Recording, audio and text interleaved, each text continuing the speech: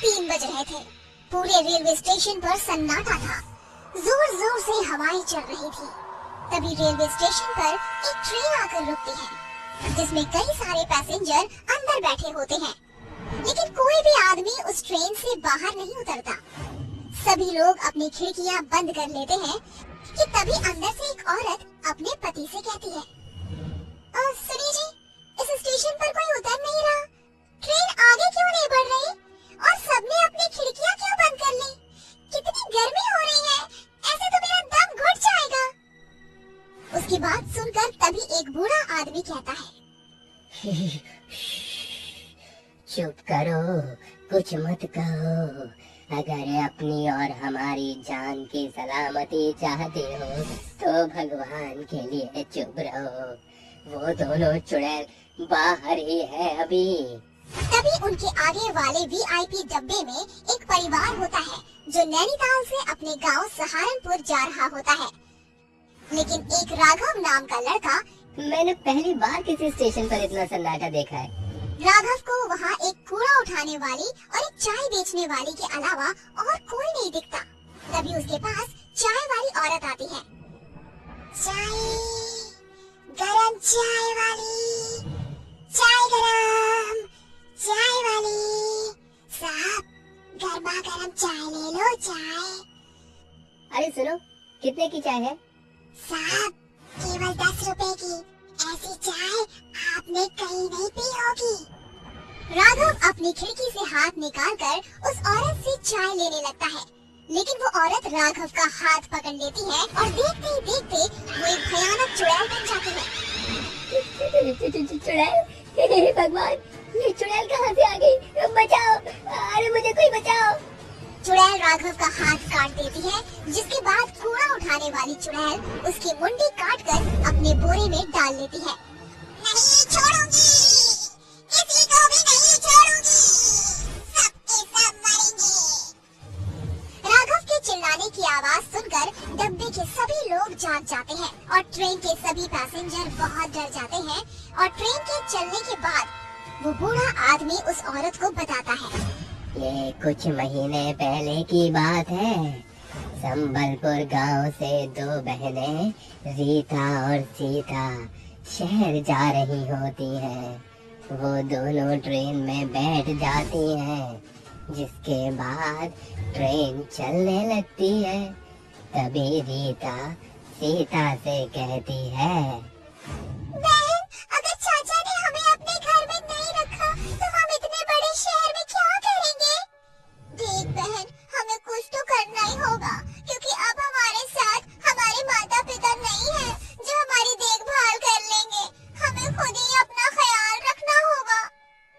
उस स्टेशन पर एक कूड़ा उठाने वाला था और एक चाय बेचने वाला।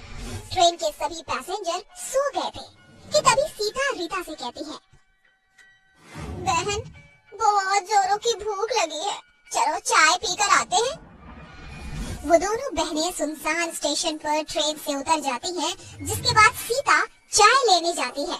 वहीं रीता को प्यास लगती है, इसीलिए वो पानी पीने के लिए कूड़ा बिनने वाले से पूछती है, भाई साहब, मुझे बहुत जोरों से प्यास लगी है, क्या यहाँ पानी मिल जाएगा?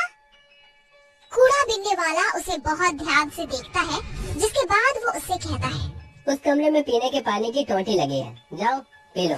रीता पानी पीने के लिए उस कमरे की तरफ जाने लगती है कि तभी वो कूड़ा बिनने वाला उसके पीछे पीछे आता है और कमरे का दरवाजा लगा देता है। अरे भाई साहब, ये तुम क्या कर रहे हो? दरवाजा खोलो, मुझे बाहर जाने दो। ऐसे कैसे जाने दूं? पहले वो काम तो कर दूं जिसके मुझे पैसे मिले। क्या चाहते हो तुम? साफ साफ बोलो। रीता बहुत डर जाती है। इतने में वो आदमी एक खंजर निकालता है और उसके दोनों हाथ और उसकी मुंडी काट देता है। रीता वहीं मर जाती है। उसे मारने के बाद वो आदमी चाय वाले के पास जाता है। जब सीता कूड़े बिनने वाले के हाथ पे खून से लथपथ खंजर देखती है तो वो डर जाती है, लेकिन तभी पीछे से चाय वाला उसका मुंह दबाकर उसे वहीं ले जाता है जहां उसने उसकी बहन रीता को मारा था। ये तुम क्या कर रहे हो? तुमने मेरी बहन को मार दिया। सीता कुछ कहती इससे पहले उस आदमी ने उसके दोनों हाथ और उसकी मुंडी काट दी। उस दिन दोनों बहनें मर जाती हैं।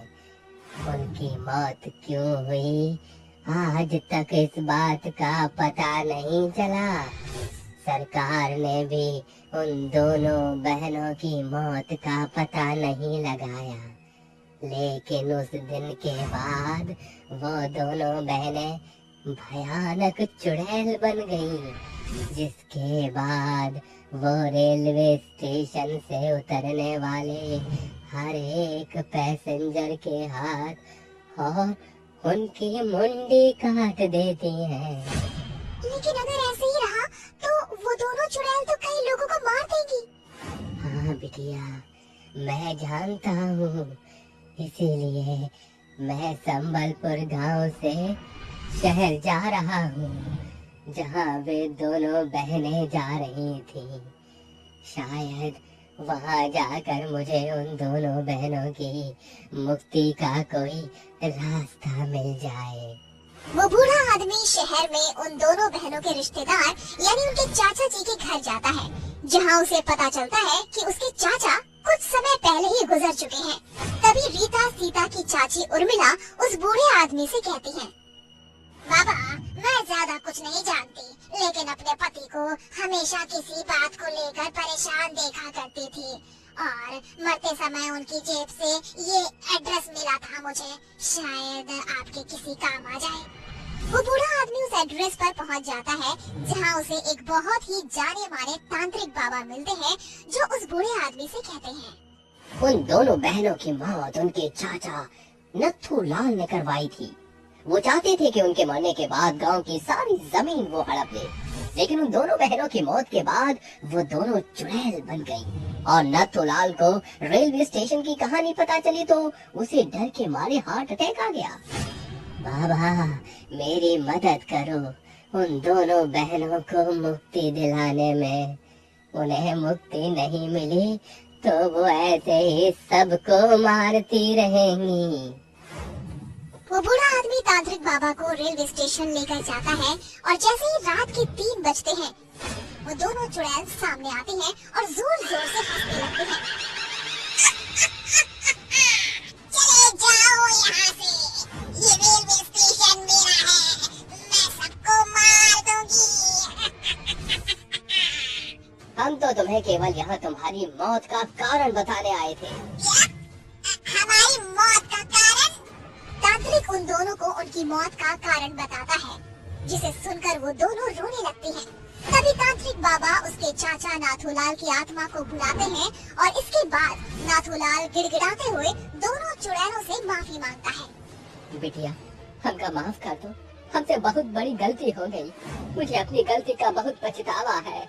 जैसे मैं इस दुनिया को छोड़कर चला गया हूँ, तुम भी मुक्त हो जाओ। ये सच बात है कि अक्सर अपने ही हमें धोखा देते हैं, लेकिन अब हमारा यहाँ रहना भी ठीक नहीं है।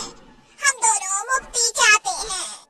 तभी तांत्रिक बाबा उन दोनों के ऊपर पवित्र जल छिड़क देता है, जिससे वो दोनों चुड़ैलें जलने लगती हैं और उन्हें मुक्ति मिल जाती है।